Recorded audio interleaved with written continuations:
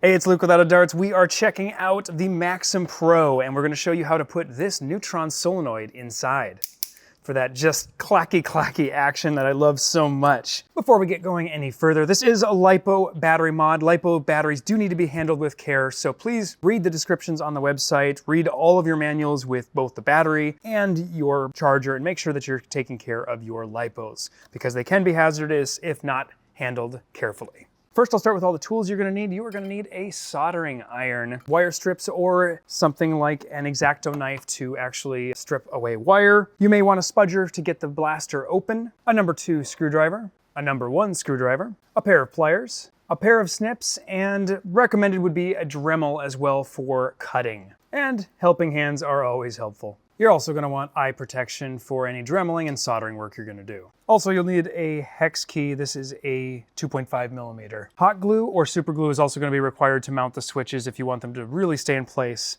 although you can probably get away without it if you didn't have it. Lastly, you'll need some lead-free solder. We've got a couple different kits for this, but the core one that we're really showing here is the neutron solenoid and how to install that with this bracket into the blaster. The neutron solenoid, if you're not familiar with solenoids, works by a bunch of copper coils here, having power run through them, which creates an electromagnetic field which pushes the core of the solenoid forward. We're also going to be showing 2 other mods in this, and that is a backstrap rev delete, which gets rid of this component here, and a 2-stage rev trigger bracket, which takes an extra switch and puts it up front so you can rev and fire with the firing trigger. These 2 mods are sold separately, so you can buy the solenoid and you can buy the backstrap rev. Neither of these requires the other, so you can do one or the other or both. I like both. Additionally, the flywheel cage install and upgrade is a separate video, so we covered that in a completely different video we'll link down in the description, and you can purchase that along with the Neutron as a kit on the website. Without further ado, let's get going.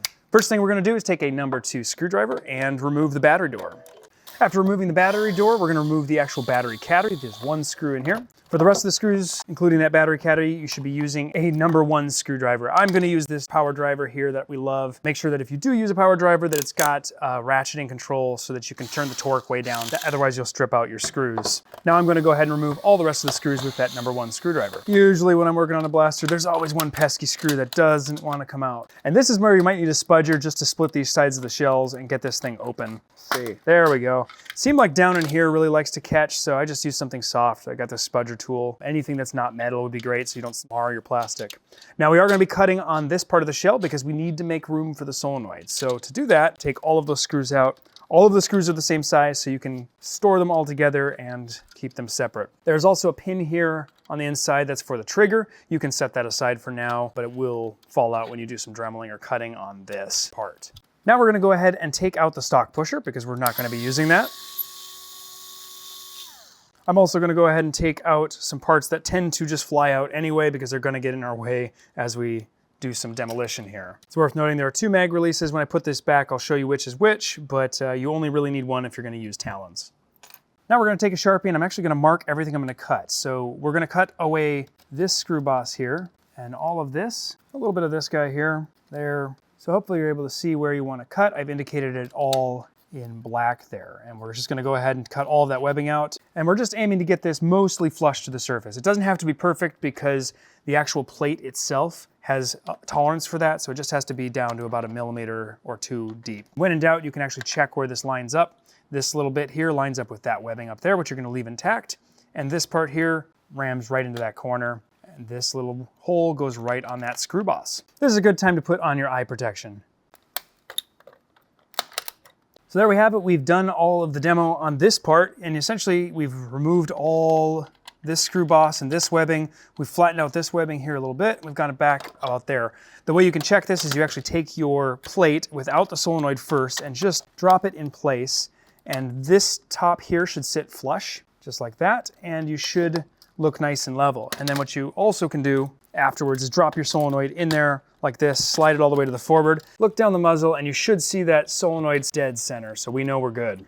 Here I've got marked everything I want to cut out. Now you also can just kind of place your solenoid and bracket in and you'll be able to see what conflicts. And as you're cutting this, you can test fit as you go along. I'm not going to show the full process of cutting this, but my approach on this one is going to be basically take a Dremel all the way around, use screw bosses as reference, use these ledges as reference. Let's get going cutting.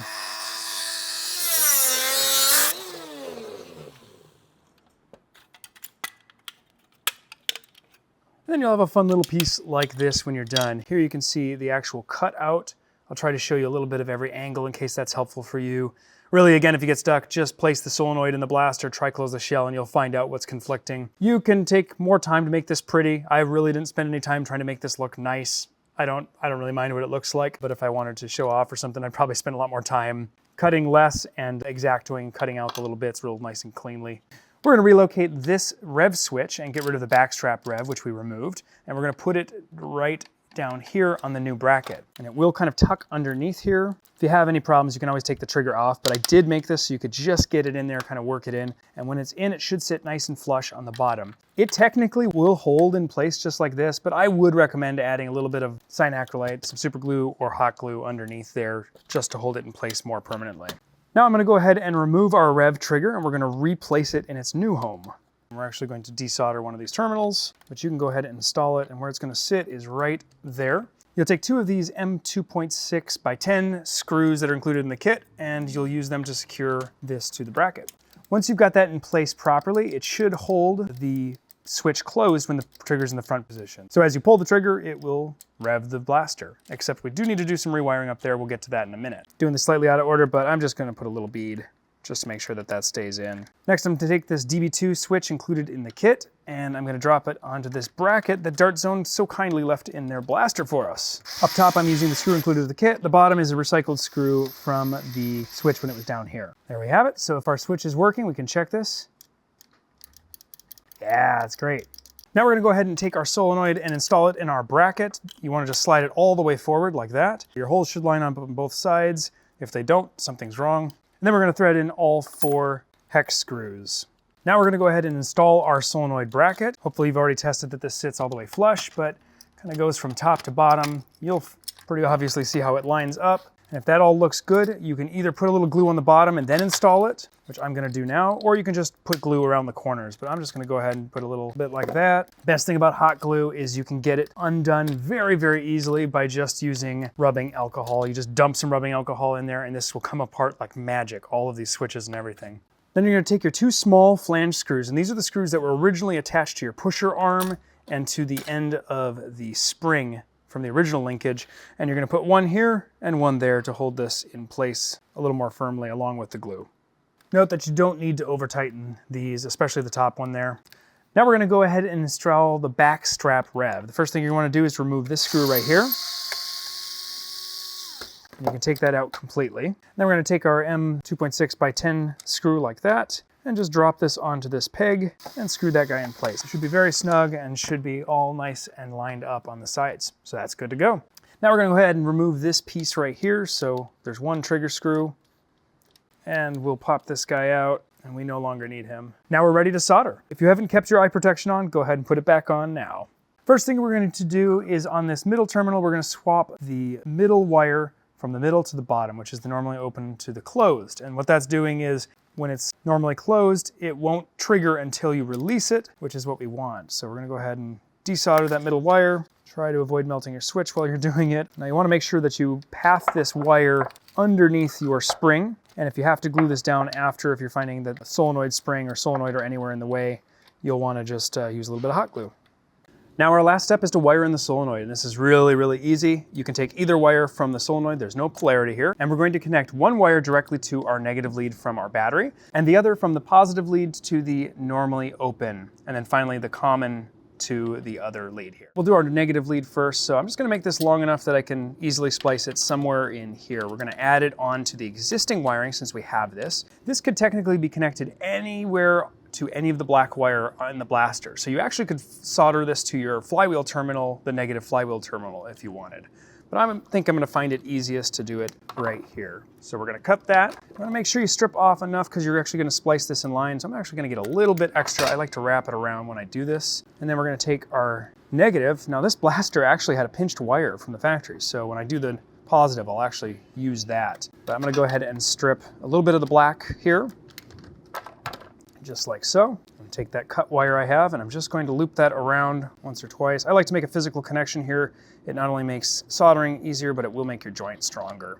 Now I'm going to take my other wire here and I'm going to connect this to the normally open, the middle point on this switch. Now I do want to kind of run this around. There's a nice little wire path up here. If you lift up the rail and kind of fold it over, you can actually follow that wire path a little better. We can finalize that path, but just make sure you leave enough slack. I think with this one, I'm actually going to leave the entire amount of slack. So I'm going to insert that into that little terminal. Anytime I've got a through hole for solder like this, I always stick it in the terminal because you're going to get a better connection.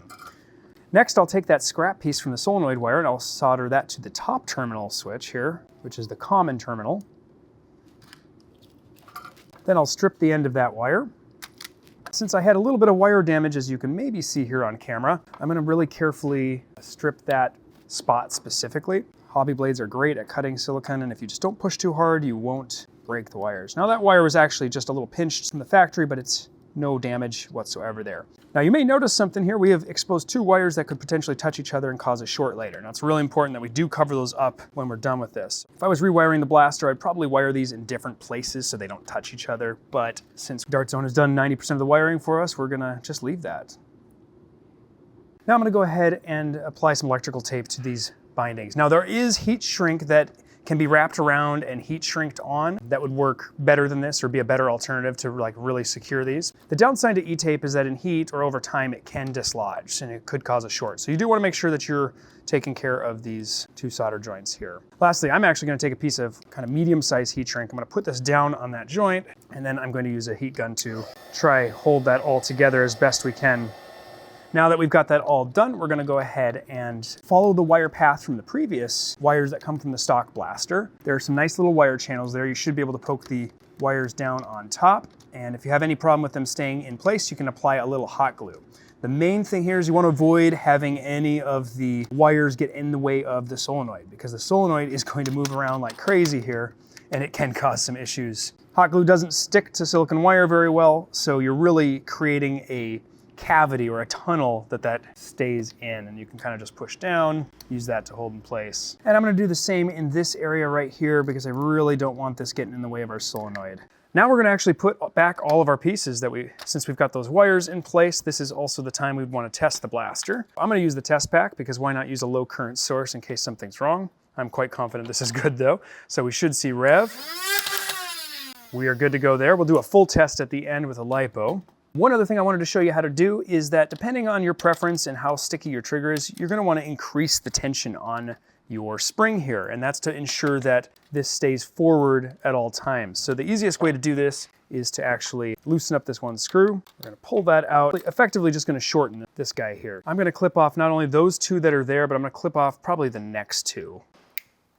There we go. So what I've done is I've just cut off 4 coils, including the end. And I'm going to take 2 or 3 coils and just bend them so that they orient the same way as this other one here. So I'm going to kind of bend down that way. Be careful when you're doing this that you don't stab yourself like I just did. Really, you should do this with 2 tools. And you essentially want to end up with that. And the reason we're doing this is we just want more tension on this pusher. We'll put our new cut end on there and we'll keep the clean original end on the original terminal. Then you can go ahead and screw that back in. Yeah, that feels real good. If you find you're finding any sticking here, you'll notice there's a little bit of factory lubricant there. That's actually what you want. You want a little bit of lubricant all around that trigger. And additionally, you want to check that your solenoid where it sits is not impacting. There's a wall right in here that should be below this trigger. If it's not, then you haven't set your solenoid bracket deep enough or it's not glued in place well enough. So keep that in mind too. This is our safety lock here. This no longer does anything, so we might come up with a delete for this. So I'm gonna leave it there as just a plug. Now we're gonna put back our mag releases. If you like gravity dropping mag releases and you're only gonna use Talon compatible, then you really only need the lower one. You also wanna drop in your mag release paddle. I'll put the stock one back in, but in the future, I'll actually put in one of our 3D printed upgrades like I've got on my other pre-baked unit here. That way I can activate it with this finger. Now we're ready to test. I always use a LiPo alarm. I'm only testing, I'm gonna be unplugging this, so I will skip the alarm for just a moment. Vroom, vroom, excellent. Watch out, Perry. Perry is off screen to that way.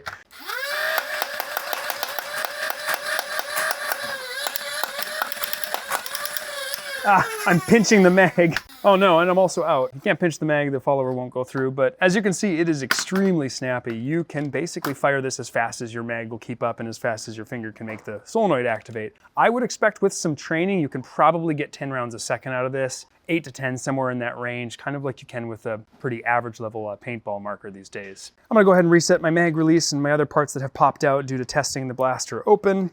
Then we can go ahead, we're gonna guide that through the same hole it used to go through. And this is the point where you'll actually be checking your original work on how you cut around the solenoid. If you have any conflicting issues as far as how it aligns, looks like mine is gonna work out really well, but you wanna make sure that the shell closes entirely and that you don't have any conflicts.